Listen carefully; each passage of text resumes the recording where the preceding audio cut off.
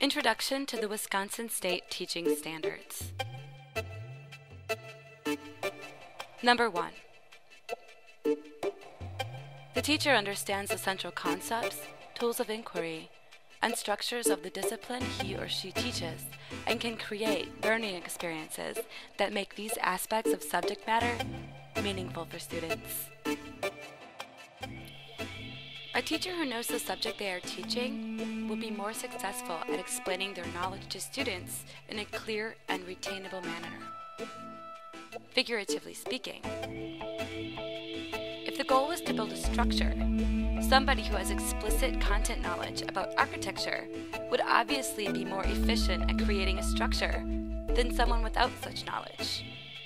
Efficiency comes with having experienced familiarity with the process, formulas, steps, and procedures of structure building. An educator must possess a solid foundation of content knowledge in order to recognize the academic location of their students.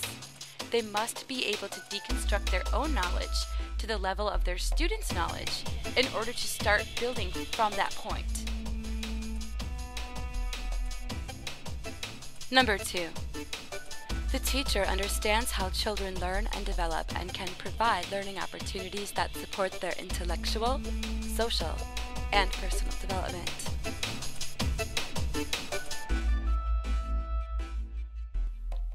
It is important for teachers to understand how students learn and grow.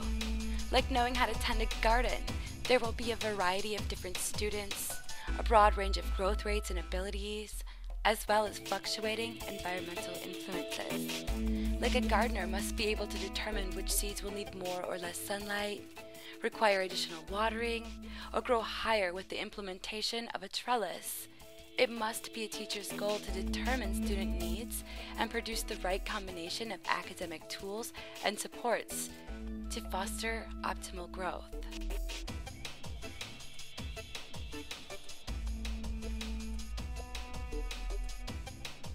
Number 3. The teacher understands how students differ in their approaches to learning and creates instructional opportunities that are adapted to diverse learners. In other words, teaching standard number 3 stresses the importance of understanding that students learn differently.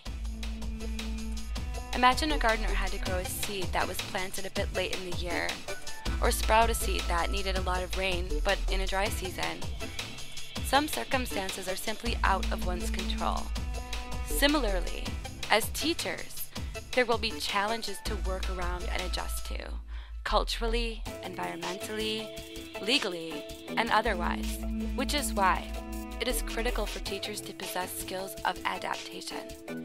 Teachers must understand that students cannot be lumped together or held to a single, standardized expectation. Classroom differentiation and individual accommodation will create the most effective teachers. Schools are still pretty much organised on factory lines, ringing bells, separate facilities, specialised into separate subjects. We still educate children by batches. We put them through the system by age group. Why do we do that? Why is there this assumption that the most important thing kids have in common is how old they are? It's like the most important thing about them is their date of manufacture. You know what I mean? Well, I know kids who are much better than other kids at the same age in different disciplines, or at different times of the day, or better in smaller groups than in large groups, or sometimes they want to be on their own. If you're interested in the model of learning, you don't start from this production line mentality. Number 4. The teacher understands and uses a variety of instructional strategies to encourage students' development of critical thinking, problem solving, and performance skills.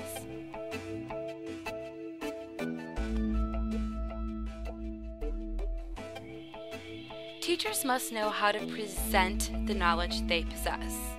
For example, it is not just enough to know that there's a range of learning abilities in any one given classroom. The teacher must be able to construct lessons in a variety of ways in order to simultaneously address that diversity while imparting content knowledge and fostering student growth at the same time. One way teachers can reach a variety of differentiated learning styles at one time is to purposefully engage multiple senses within one lesson. Combine reading silently and reading out loud. Use visuals, media, imagery, and analogies.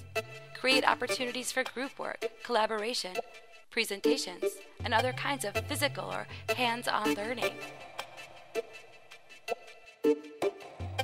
Our children are living in the most intensely stimulating period in the history of the earth. They're being besieged with information and calls for their attention from every platform, computers, from iPhones, from advertising holdings, from hundreds of television channels. And we're penalizing them now for getting distracted. From what? Boring stuff.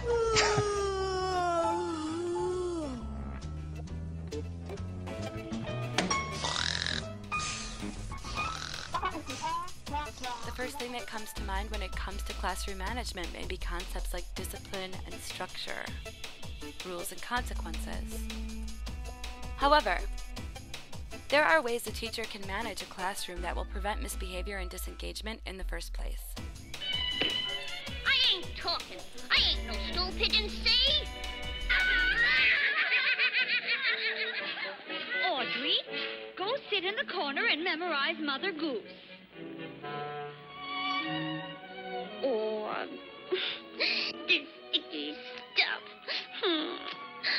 Oh, Mother Goose and all that. Oh, puts me to sleep.